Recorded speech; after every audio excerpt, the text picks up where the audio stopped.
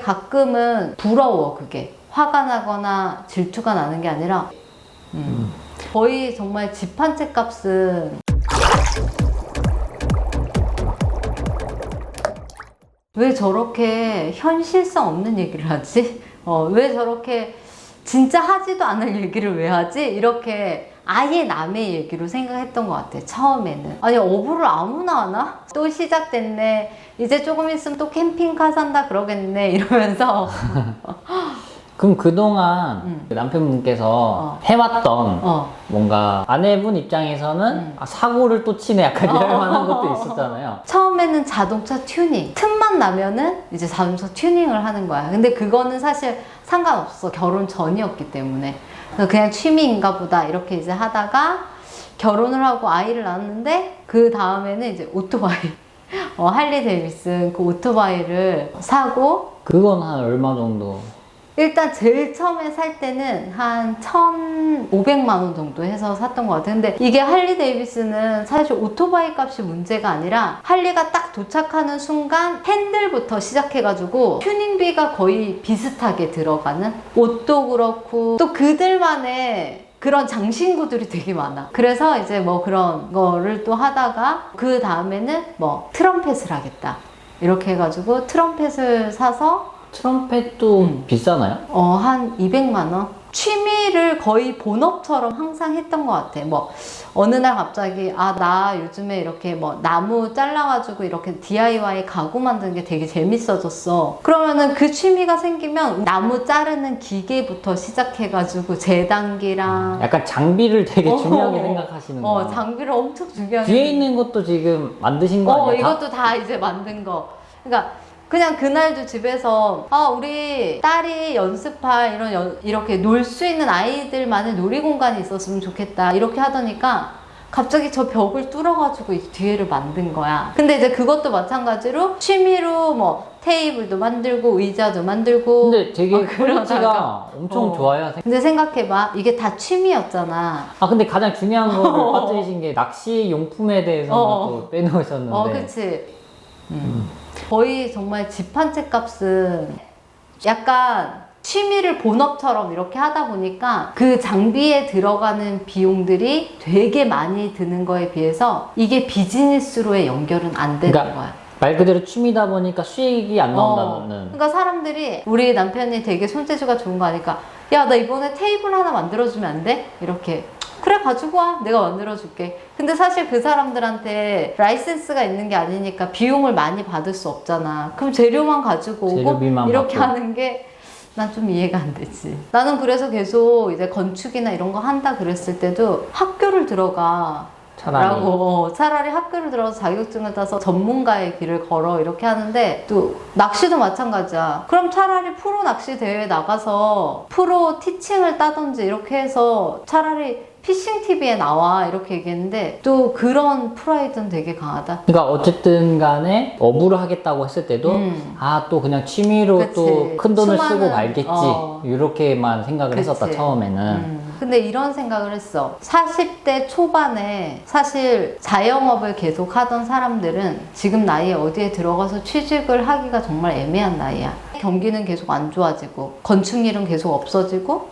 근데 제가 이해가 안 가는 게 수익이 없는데 취미에 투자하는 비용들이 일반 서민들의 입장에서는 어떻게 돈이 수익을 벌지도 않는데 막 오토바이 몇천만짜리 4대를 사고 낚시 용품비로만 또 몇천만 원을 쓰고, 이런 것들이 사실 납득이 잘 안 가잖아요. 예를 들어서 며칠 동안 일해서 딱 목돈이 생겼어. 그러면 그거를 그냥 확 사버려. 그러니까 돈에 대해서 이거를 나눠서 이렇게 경제활동보다는. 그러니까 그것도 수익이 있었어야 가능한 거잖아요. 그치. 사실은. 근데 막 이제 사실 맞벌이인데 내가 돈을 잘 벌다 보니까 사실 그런 경제적으로 뭐 생활에 있어서 엄청 막 힘들게 이렇게는 생각을 안 했던 것 같아.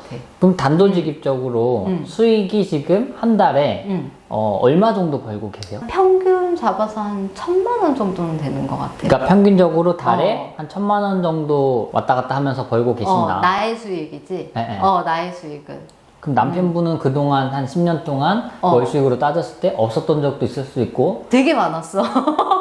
없었던 적이 많았다고? 되게 많았어. 왜냐면 이 집을 남편이 지으면서 네. 우리가 사실 새로운 집을 지어야 되겠다 이렇게 생각했을 때 다 계산했을 때 인건비밖에는 줄일 부분이 없었기 때문에 신랑의 손재주가 되게 좋으니까 그럼 이번에 내가 집을 한번 지어볼게 이러면서 나가서 돈을 버는 대신 집을 지었어. 인건비 나중에 계산해보니까 거의 신랑이 한 6천만 원 정도로 세이브를 했더라고. 근데 이제 그 신랑이 1년 반 동안 밖에 가서 경제활동은 하지 않았지만 그거를 우리 집을 지은 그 가치로 따지면은 한 6, 7천만 원 이상의 연봉을 가지고 온 거나 사실은 마찬가지지. 아 근데 아까 신랑이 그렇게 나 어부를 할게 했는데 40대 중반에 사실 치킨집을 차리려고 해도 손에 2억 정도는 쥐고 있어야 되고 내가 또 다른 창업을 한다 그래도 마찬가지로 돈이 있어야 되고 근데 이런 생각이 들더라고. 신랑이 나한테 그랬거든. 나도 되게 좋아하는 일 하면서 돈 벌고 싶다고 너처럼 이러면서 사실 아닌데 그래서 그게 뭔데? 라고 했더니까 자기가 낚시를 하면서 돈을 벌 수 있는 여러 가지에 대해서 생각을 했는데 어부라는 직업이 있더라. 그래서 말도 안 된다 라고 했는데 곰곰이 생각해보니까 그래도 노는 것보다는 낫잖아. 그래서 약간 질투도 났을 것 같아요. 개인적으로 제 그냥 짐작에는 나는 이렇게 열심히 해서 가정에 이렇게 보탬이 되는 수익 활동을 하고 있는데 또 이제 와가지고 자기가 좋아하는 일 하면서 그렇게 한다고 하면 약간 좀 화도 살짝 났을 것 같기는 해요. 그것도 자기 복이라고 생각하거든. 근데 저런 열정을 가지고 있는 게 일단 되게 신기하고 그리고 어찌 됐건 간에 본인이 원하는 걸 꼭 얻잖아. 근데 그걸 내가 아주 나쁘다고 생각하지 않는 게 가장 큰? 그러니까 내가 만약에 되게 하고 싶은 게 있거나 뭐 남편처럼 취미가 있거나 그랬으면 나도 되게 집중했었는데 나는 사실 일, 집 외에는 아무것도 재미있는 게 없거든. 근데 이제 남편이 그렇게 한다 했을 때 가끔은 부러워 그게. 화가 나거나 질투가 나는 게 아니라 되게 부럽다. 나도 저런 취미가 있었으면 좋겠다. 이런 생각들 되게 많이 드는데 아무튼 그래서 지금은 그냥 각자의 삶을 조금 인정해주는 그리고 수익 공개 그때 전 시간에 했지만 제가 생각했을 때는 그렇게 나쁘지 않은 수익인 것 같거든요. 첫 달인데도 불구하고. 그치. 내가 생각해도 그래. 그러니까 사실 나는 직업 특성상 아주 오래 할 수 있는 직업이 아니잖아. 근데 지금 어떤 일 하고 계시는지. 나는 이제 주로 강의라든지 학교나 기업이나 이런 관공서 같은데 이제 강의를 나가고 프리랜서 강사. 프리랜서 강사 그리고 이제 컨설팅 지식 서비스업을 하고 있지. 근데 내가 오래 할 수 없는 직업인데에 비해서 지금 사실 직장인들의 평균 연봉이나 이런 것들을 보면은 300만 원 쉽지 않거든. 그래서 난 한 그 정도만 해도 괜찮을 것 같다라는 생각이. 그러면 지금 이제 2달이 좀 넘었는데 앞으로의 계획도 따로 있으신가요? 내가 남편한테 우리 앞으로의 계획을 어떻게 잘 플랜을 짜면 좋겠니? 이렇게 물어봤더니까 새로운 꿈이 생겼대. 또 배를 사고 나니까 예전에 배 사기 전까지는 배 사는 게 꿈이었다면 새로운 꿈이 생겼대. 그래서 뭐냐고 물어봤더니까 펜션을 짓는 거래. 아 정말요? 펜션을 자기가 배를 사보니까 펜션은 무조건 세트로 있어야 되겠다는 거야. 세트로? 세트로. 그래서 이제 그 배에 온 손님들에게 아예 그냥 원데이 이런 여행 코스로 하려면은 펜션을 사고 싶다고.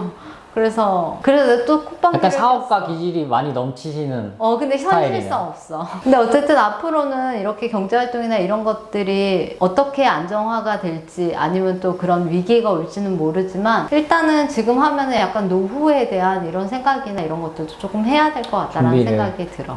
그러니까 지금 수익이 사실 일반 사람들에 비해서 그냥 좀 두 분을 함께 이렇게 통합해서 봤을 때 꽤 크게 벌고 계신 거잖아요. 그래도. 근데 이게 사실 그만큼의 소비가 계속 뒤따라지면 나중에 경제활동을 할 수 없게 되면 그때 이제 가난해지기 시작하는 거니까. 그러니까 지금까지 내가 5년 동안 이런 경제활동을 계속 해왔는데 남은 게 이제 집과 차밖에 없다면 우리는 완전 제로점에서 시작을 했거든. 제로점에서 시작했으니까 이 현상을 유지하는 거에 그냥 최선을 다했던 것 같아. 현재까지는. 근데 이제 앞으로는 이런 것들에 대해서 이제 고민을 진지하게 해봐야 될 때가 되는 것 같아. 돈이 없었을 때는 사실 굉장히 많이 날카롭고 예민했던 것 같아. 그게 나를 지키는 법이라고 생각을 했고, 근데 조금 경제적으로 여유로워지니까 사람이 굉장히 유해지고 너그러워지고 베풀 줄 아는 이 마음을 갖는 거가 이제 마음이 되게 부자가 된 느낌이 들어서 그런 것들이 제일 좋은 것 같아.